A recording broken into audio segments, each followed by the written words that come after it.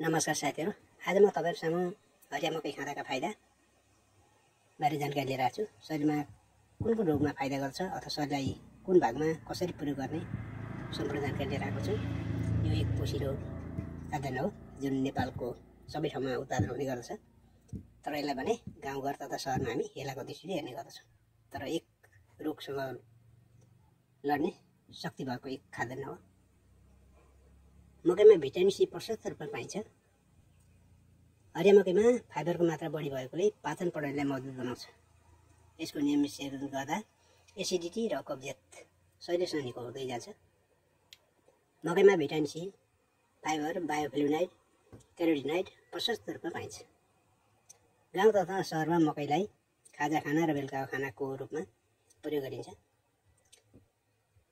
मकै कोलेस्ट्रोल र मोटापन भएका व्यक्तिको लागि निकै उपयोगी खाद्य वस्तु हो, जसले शरीरमा भएको अतिरिक्त चिल्लोपन वा कोलेस्ट्रोललाई कम गर्न सहयोग गर्दछ। नियमित मकैको प्रयोगले तौल कम हुँदै जान्छ, जुन मोटापन भएका व्यक्तिहरूले सेवन गर्दा अति नै लाभदायक हुनेछ। यसमा भएका पौष्टिक तत्त्वले शरीरमा विभिन्न प्रकारका रोगबाट छुटकारा दिन्छ। मकै सेवन गर्नाले कोलेस्ट्रोललाई घटाई मुटु रोगलाई समेत केही सहयोग गर्दछ। यसमा फोलिक एसिड हुनाले गर्भवती महिलाको लागि अति लाभदायक हुन्छ। गर्भवती महिलाले यसको दैनिक प्रयोग गरेमा धेरै नै फाइदा हुनेछ। हरिया मकैमा हुने एन्टिअक्सिडेन्टले शरीरको छाला तथा तन्तुलाई सन्तुलन राख्दछ। हरिया मकैको नियमित सेवनले मानिसमा रोग प्रतिरोधात्मक क्षमता बढ्दै जान्छ।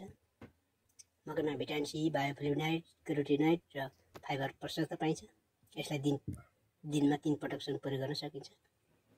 मकैको प्रकार खाँदा शरीरमा जमेको बोसोको मात्रा कम हुन्छ, जसले गर्दा शरीरको तौल कम हुने गर्दछ। यसको दैनिक सेवनले शरीरमा जमेको बोसो वा कोलेस्ट्रोललाई कम गर्दछ र शरीरमा भएका धमनीहरू ब्लक हुनबाट रोक्दछ। यसमा पाइने एन्टिअक्सिडेन्ट र फ्लेभोनाइड्स तत्त्वले शरीरमा हुने क्यान्सरको खतरालाई समेत कम गर्दछ। मकैमा हुने फेरोलिक एसिडले स्तनमा हुने टिमुरलाई कम गर्दछ, साथै कलेजको टिमुरको पनि नियन्त्रण गर्न सहयोग गर्दछ। मकैमा पाइने जिङ्क, फस्फरस, म्याग्नेसियम र आइरनले मानिसको शरीरको हड्डी बलियो बनाउँछ। यसले बाथरोगको समेत कम गर्दै जान्छ। मकैको सेवनले मानिसको छालालाई चम्किलो बनाउँछ। मकैमा एन्टिअक्सिडेन्ट भएकोले शरीरको छाला चाउरीपन हुन दिँदैन। मकैमा बिटा क्यारोटिन, भिटामिन ए हुन्छ, जसको सेवनले आँखालाई समेत फाइदा गर्दछ र आँखा ज्योति बढ्ने गर्दछ। मकैको प्रयोग बढ्दो उमेरका मानिसहरूसँगै रतन्दो रोगलाई समेत कम गर्दछ। मकैको सेवन गर्नाले शरीर फुर्तिलो बनाउँछ। मकैको सेवनले मानिसको पेट चाँडै भरिने र भोक धेरै बेरसम्म नि नलाग्ने हुन्छ, किनकि एक अडिलो खाद्यान्न हो यो, जुन खाँदाखेरि दिनमा धेरै बेरसम्म भोक लागेको अनुभव हुँदैन। मकैको सेवनले मलाशय वा कोलनमा जमेको खाद्य पदार्थलाई बाहिर निकाल्न सहयोग गर्छ।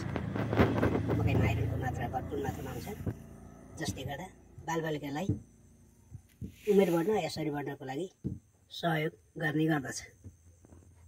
दुधे मकैको गेडालाई पिसेर सिसीमा भएर घाममा सुकाउनुपर्छ। त्यसपछि त्यसको दुध जति सुकेर तेल मात्र बाँकी रहन्छ, जसलाई छानेर एक भाँडामा राख्ने। त्यसपछि त्यो तेलले बच्चाको गोडा तथा पैतालाई मालिस गर्दा गोडा बलियो हुने र बच्चाहरू छिटै हिँड्न सक्नेछन्। हामीले हरिया मकै खाएर हरिया मकैमा मात्रै फाइदा होइन, हरिया मकै खाएर फालेको खोयाको पनि निकै नै फाइदा हुनेछ। हरिया मकैको खाएर फालेको खोया भाँचेर सुँघ्नाले रुगाखोकीलाई धेरै नै फाइदा पुर्याउनेछ। मकैको खोयाको खरानीलाई नियमित मनतातो पानीसँग खाएमा श्वास प्रश्वास सम्बन्धी रोगमा लाभदायक हुनेछ। यसले खोकीलाई पनि कम गर्छ। ताजा मकैको गेडा पानीमा केही बेर उमालेर यसलाई छानेर मिश्री पानीसँग पिएमा पिसाब पोल्ने समस्याको समाधान हुनेछ। यसले मृगौलाको समस्यालाई पनि नियन्त्रण गर्दछ। साथीहरू, हरिया मकै खाँदाखेरि फाइदा र कसरी प्रयोग गर्ने जानकारी कस्तो लाग्यो?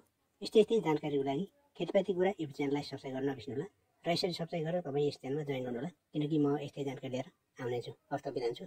नमस्कार।